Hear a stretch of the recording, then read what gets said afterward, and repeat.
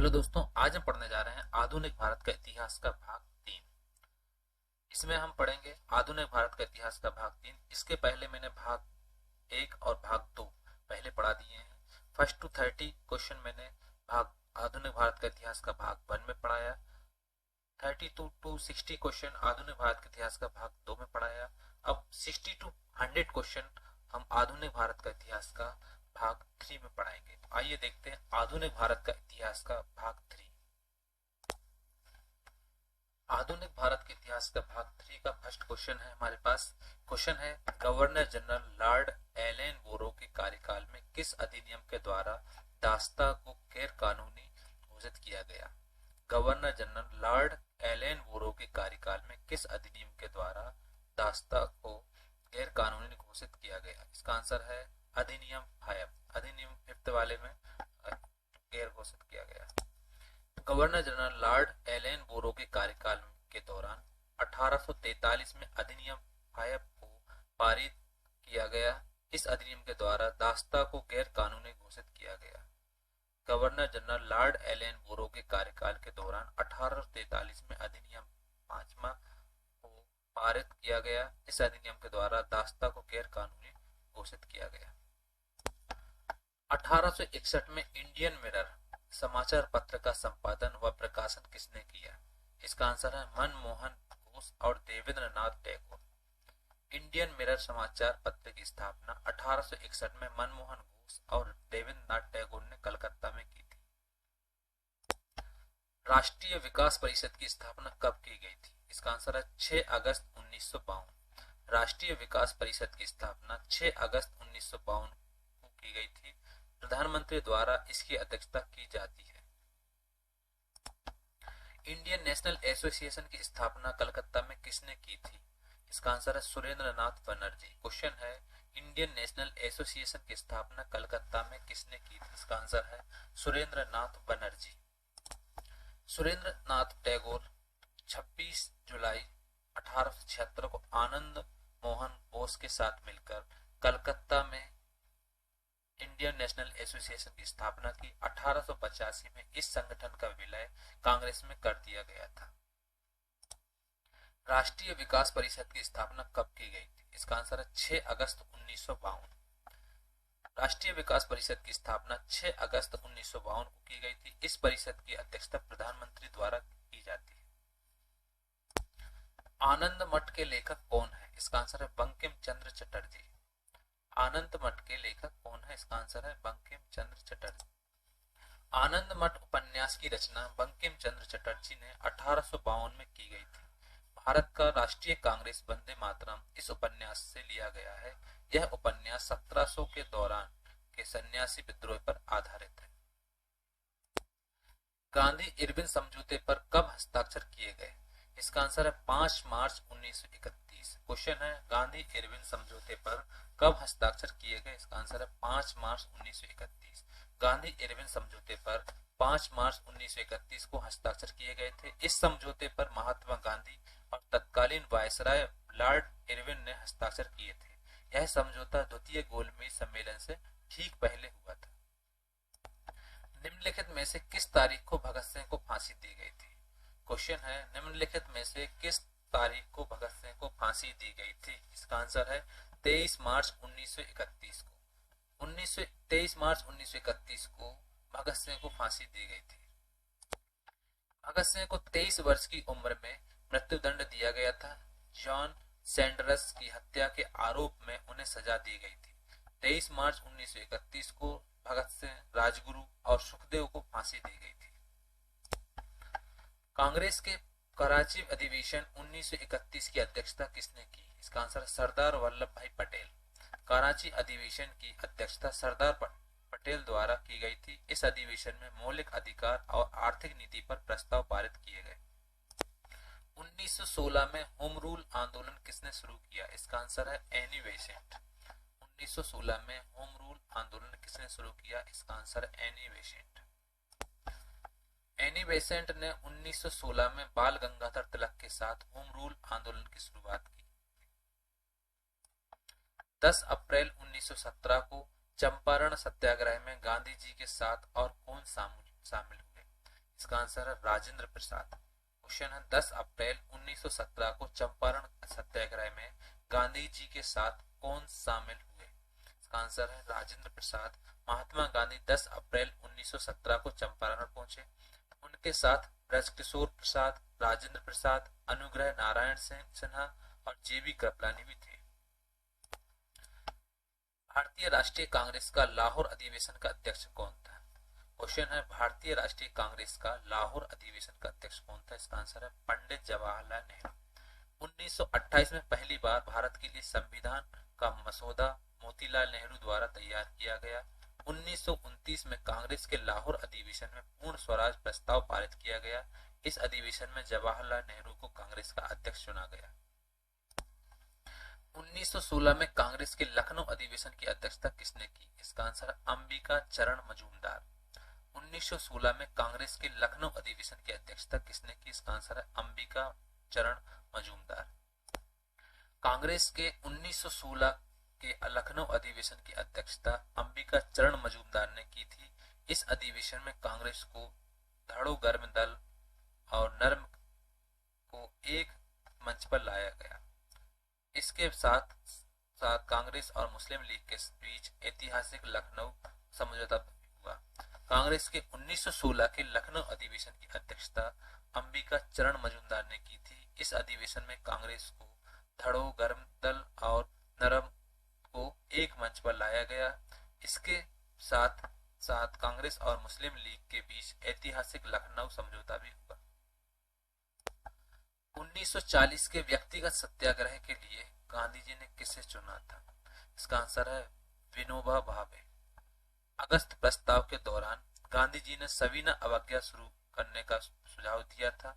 इसके लिए गांधी जी ने आचार्य विनोबा भावे को पहला सत्याग्रही चुना और जवाहरलाल नेहरू को दूसरा सत्याग्रही चुना।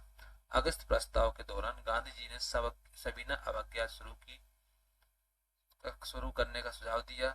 इसके लिए गांधी जी ने आचार्य विनोबा भावे को पहला सत्याग्रही चुना और जवाहरलाल नेहरू को दूसरा सत्याग्रही चुना। प्रत्यक्ष कार्यवाही दिवस 16 अगस्त 1946 को किसके द्वारा मनाया गया? इसका आंसर है मुस्लिम लीग। प्रत्यक्ष कार्यवाही दिवस 16 अगस्त 1946 को किसके द्वारा मनाया गया? इसका आंसर है मुस्लिम लीग। मुस्लिम लीग ने 16 अगस्त 1946 को प्रत्यक्ष कार्यवाही दिवस के रूप में मनाया। इसका उद्देश्य हिंदू मुस्लिम दंगे उत्पन्न करके यह सिद्ध करना था कि हिंदू और मुस्लिम समुदाय एक साथ नहीं रह सकते। मुस्लिम लीग ने 16 अगस्त 1946 को प्रत्यक्ष कार्यवाही दिवस के रूप में मनाया। इसका उद्देश्य हिंदू मुस्लिम दंगे उत्पन्न करके यह सिद्ध करना था कि हिंदू और मुस्लिम समुदाय एक साथ नहीं रह सकते। 1893 में गणपति त्योहार किसने शुरू किया था? इसका आंसर है लोकमान्य तिलक। बाल गंगाधर तिलक ने वर्ष 1893 में गणपति उत्सव की शुरुआत की। धीरे धीरे महाराष्ट्र का यह त्योहार पूरे देश में मनाया जाने लगा। वर्नाकुलर प्रेस एक्ट किसके द्वारा शुरू किया गया था? इसका आंसर है Lord Lytton. Vernacular press act किसके द्वारा शुरू किया गया था? इसका आंसर है लॉर्ड लिट्टन। भारत में देसी प्रेस पर प्रतिबंध लगाने के लिए लॉर्ड लिट्टन ने 1878 में वर्नाकुलर प्रेस अधिनियम लागू किया था। इस अधिनियम के द्वारा राष्ट्रवादी अखबार सोम प्रकाश पर सबसे पहले प्रतिबंध लगाया गया था। 1907 में कांग्रेस के सूरत अधिवेशन की अध्यक्षता किसने की थी? क्वेश्चन है 1907 में कांग्रेस के सूरत अधिवेशन की अध्यक्षता किसने की थी? इसका आंसर रास बिहारी बोस। रास बिहारी बोस ने कांग्रेस के सूरत अधिवेशन की अध्यक्षता की थी। इस अधिवेशन में कांग्रेस का विभाजन गर्म दल और नरम दल में हुआ था। मद्रास लेबर यूनियन की स्थापना किसने की थी? आंसर है BP Wadia. Madras labour union की स्थापना किसने की थी? इसका आंसर है BP Wadia. Madras labour union Bharat का पहला पंजीकृत था। इसकी स्थापना बीपी वाडिया ने वी कल्याण सुंदरम के साथ मिलकर की थी। भारत का पहला पंजीकृत ट्रेड यूनियन कौन सा था? इसका आंसर है Madras labour union. Madras labour union Bharat का पहला पंजीकृत मजदूर संघ था। इसकी स्थापना 1918 में बीपी वाडिया ने वी कल्याण सुंदरम के साथ मिलकर की थी। जलियांवाला बाग हत्याकांड के विरोध में किसने वायसराय की कार्यकारी परिषद से इस्तीफा दिया था? इसका आंसर शंकरण नायर। जलियांवाला बाग के विरोध के फलस्वरूप शंकरण नायर ने वायसराय की कार्यकारी परिषद से इस्तीफा दिया था। जलियांवाला बाग हत्याकांड की घटना किस दिन घटी थी? इसका आंसर 13 अप्रैल 1919। जलियांवाला बाग हत्याकांड की घटना 13 अप्रैल 1919 को घटी थी। जलियांवाला बाग हत्याकांड की घटना 13 अप्रैल 1919 को अमृतसर के जलियांवाला बाग में घटी थी। इस दिन लोग रोलेट एक्ट के विरोध के लिए जलियांवाला बाग में एकत्रित हुए थे। गदर जर्नल सबसे पहले किस भाषा में प्रकाशित हुई? इसका आंसर है उर्दू। 1913 में गदर पत्रिका का प्रकाशन उर्दू भाषा में हुआ था। इसके पश्चात उसे अंग्रेजी, पंजाबी और पश्तो में भी प्रकाशित किया गया। चंद्रशेखर आजाद की शहादत किस तारीख को हुई थी? इसका आंसर है 27 फरवरी 1931। चंद्रशेखर आजाद की शहादत किस तारीख को हुई थी? इसका आंसर है 27 फरवरी 1931। चंद्रशेखर का जन्म 23 जुलाई 1906 में मध्य भारत में हुआ था। एक मुठभेड़ में 27 फरवरी 1931 को वे शहीद हो गए। चंद्रशेखर का जन्म 23 जुलाई 1906 में मध्य भारत में हुआ था। एक मुठभेड़ में 27 फरवरी 1931 को वे शहीद हो गए। भारत में पहली बार जनगणना कब की गई? 1872। भारत में पहली बार 1872 में जनगणना की गई थी, परंतु व्यवस्थित प्रकार से 1881 में पहली जनगणना की गई। भारत में पहली बार 1872 में जनगणना की गई थी, परंतु व्यवस्थित प्रकार से 1881 में पहली बार जनगणना की गई। भारत के प्राचीन कला को पुनर्जीवित करने के लिए Indian society of oriental art की स्थापना किसने की? भारत की प्राचीन कला को पुनर्जीवित करने के लिए Indian society of oriental art की स्थापना किसने की? इसका आंसर है अवनींद्रनाथ टैगोर। भारत की प्राचीन कला को पुनर्जीवित करने के लिए Indian society of oriental art की स्थापना अवनींद्रनाथ टैगोर ने की थी। अवनींद्रनाथ टैगोर ने Indian society of oriental art की स्थापना कलकत्ता में की थी। वे सरकारी कला विद्यालय के मुख्याध्यापक थे। निम्नलिखित में से कौन सी पुस्तक गांधी जी द्वारा लिखी गई थी? इसका आंसर है हिंद स्वराज। महात्मा गांधी ने 1909 में हिंद स्वराज पुस्तक लिखी थी। इस पुस्तक में स्वराज, आधुनिक सभ्यता और मशीनीकरण के बारे में लिखा गया था। महात्मा गांधी ने 1909 में हिंद स्वराज पुस्तक लिखी थी। इस पुस्तक में स्वराज, आधुनिक सभ्यता और मशीनीकरण के बारे में लिखा गया था। जलियांवाला बाग हत्याकांड से ठीक पहले कौन सी घटना घटी थी? इसका आंसर है रोलेट एक्ट का पारित होना। रोलेट एक्ट को 18 मार्च 1919 में इंपीरियल विधानसभा परिषद द्वारा पारित किया गया था। इस अधिनियम में क्रांतिकारियों को बिना ट्रायल सजा देने का प्रावधान था। रोलेट एक्ट को 18 मार्च 1919 में इंपीरियल विधानसभा परिषद द्वारा पारित किया गया था। इस अधिनियम में क्रांतिकारियों को बिना ट्रायल सजा देने का प्रावधान था। निम्नलिखित में से कौन सी घटना खिलाफत आंदोलन के लिए असफलता का कारण बनी? क्वेश्चन है, निम्नलिखित में से कौन सी घटना खिलाफत आंदोलन के लिए असफलता का कारण बनी? इसका आंसर है तुर्की में क्रांति। तुर्की में क्रांति की घटना जो है वो खिलाफत आंदोलन के लिए असफलता का कारण बनी। 1922 में तुर्की में मुस्तफा कमाल पाशा के नेतृत्व में क्रांति हुई। इसके द्वारा तुर्की में धर्मनिरपेक्ष सरकार की स्थापना की गई। इसके साथ ही तुर्की की सरकार ने 2 साल के भीतर खिलाफत आंदोलन को दबा दिया। 1922 में तुर्की में मुस्तफा कमाल पाशा के नेतृत्व में क्रांति हुई। इसके द्वारा तुर्की में धर्मनिरपेक्ष सरकार की स्थापना की गई। इसके साथ ही तुर्की की सरकार ने 2 साल के भीतर खिलाफत आंदोलन को दबा दिया। शिवाजी ने 8 मंत्रियों की परिषद का गठन किया था। इस परिषद का नाम क्या था? इसका आंसर है अष्टप्रधान।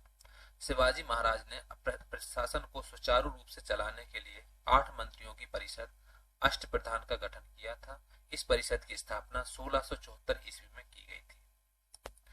1802 में ब्रिटिश ईस्ट इंडिया कंपनी के साथ बसाई की संधि पर किसने हस्ताक्षर किए? इसका आंसर है बाजीराव द्वितीय।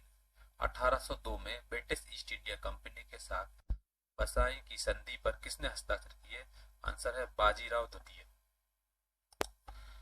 बसाई की संधि पर 31 दिसंबर 1802 को हस्ताक्षर हुए।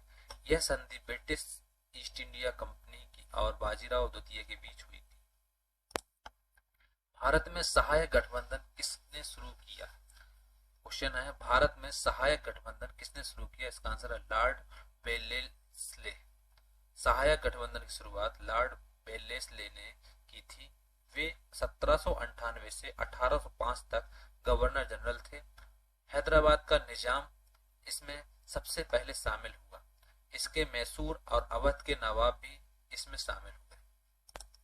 किस चार्टर अधिनियम के द्वारा ईस्ट इंडिया कंपनी के एकाधिकार को समाप्त किया गया था? इसका आंसर है चार्टर अधिनियम 1813। किस चार्टर अधिनियम के द्वारा ईस्ट इंडिया कंपनी के एकाधिकार को समाप्त किया गया था? इसका आंसर है चार्टर अधिनियम 1813। चार्टर अधिनियम के द्वारा ब्रिटिश ईस्ट इंडिया कंपनी के चार्टर को नवीनीकृत किया गया। इसमें ब्रिटिश ईस्ट इंडिया कंपनी के व्यापारिक एकाधिकार को समाप्त किया गया। कांग्रेस की अध्यक्षता करने वाली पहली भारतीय महिला कौन थी? इसका आंसर है सरोजिनी नायडू। सरोजिनी नायडू 1925 के कानपुर अधिवेशन में कांग्रेस की अध्यक्ष बनी। वे कांग्रेस की अध्यक्ष बनने वाली पहली भारतीय महिला थी। उनसे पहले एनी बेसेंट कांग्रेस की अध्यक्ष बनी थी। सरोजिनी नायडू 1925 के कानपुर अधिवेशन में कांग्रेस की अध्यक्ष बनी। वे कांग्रेस की अध्यक्ष बनने वाली पहली भारतीय महिला थी। उनसे पहले एनी बेसेंट कांग्रेस की अध्यक्ष बनी। All India trade union congress की स्थापना में किसने महत्वपूर्ण भूमिका निभाई? इसका आंसर है Lala Lajpat Rai. All India trade union congress की स्थापना में किसने महत्वपूर्ण भूमिका निभाई? इसका आंसर है Lala Lajpat Rai. All India trade union congress Bharat के सबसे पुराने व्यापार संगठनों में से एक है। इसकी स्थापना 31 अक्टूबर 1920 को बॉम्बे में लाला लाजपत राय ने की थी। बाद में यह संगठन भारतीय कम्युनिस्ट पार्टी से जुड़ा रहा। दूसरा गोलमेज सम्मेलन कब हुआ था? इसका आंसर है 7 सितंबर 1931। गोलमेज सम्मेलन के दूसरे अधिवेशन की शुरुआत 7 सितंबर 1931 को हुई थी। स्वतंत्रता आंदोलन के दौरान केसरी नामक समाचार पत्र किसने शुरू किया था? स्वतंत्रता आंदोलन के दौरान केसरी नामक समाचार पत्र किसने शुरू किया था? इसका आंसर है बाल गंगाधर तिलक। केसरी समाचार पत्र की स्थापना 1881 ईस्वी में बाल गंगाधर तिलक द्वारा की गई थी। 1906 में मुस्लिम लीग की स्थापना किस स्थान पर की गई थी? इसका आंसर है Dhaka. All India Muslim league की स्थापना 1906 में ढाका में की गई थी। यह अलीगढ़ आंदोलन से उभर कर आई थी। इसका प्रमुख उद्देश्य मुस्लिमों का अधिकार की रक्षा करना था। ऑल इंडिया मुस्लिम लीग की स्थापना 1906 में ढाका में की गई थी। यह अलीगढ़ आंदोलन से उभर कर आई थी। इसका प्रमुख उद्देश्य मुस्लिमों का अधिकारों की रक्षा करना था।